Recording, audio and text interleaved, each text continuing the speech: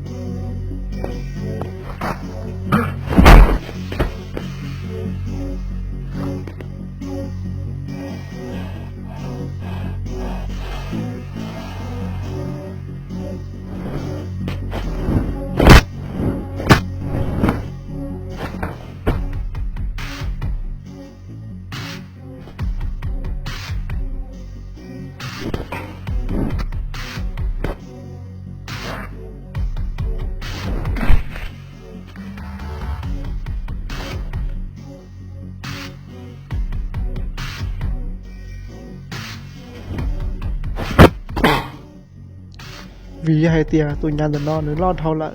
thế nên tao bắt đầu giống như tụi khen cho mó sai hình.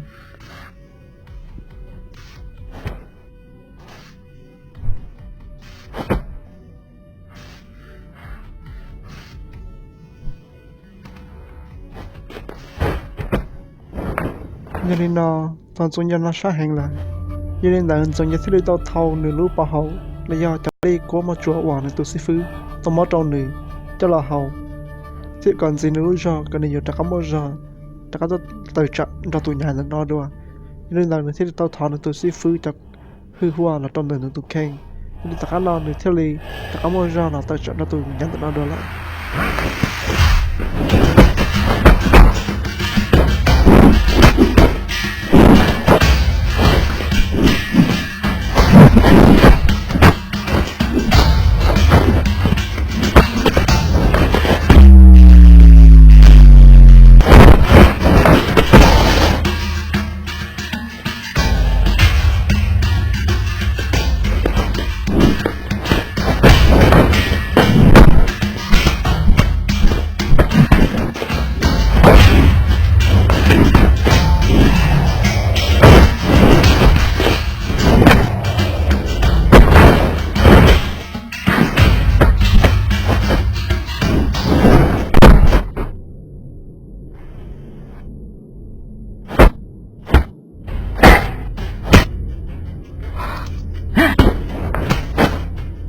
Nên nó thế là dọc tròn dùng dần để lút cho lấy kia,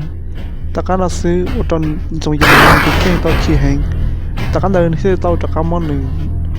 có một chỗ tất cả cho là hậu đó, còn gì nữa lút rồi, thế nên tao rồi tụi nhà nó thế này, tao muốn mình tao sang hành tao suy, ở tròn dùng dần để tụi khen, tao muốn tụi nhà nó, tụi nhà tao rồi nó lại thế.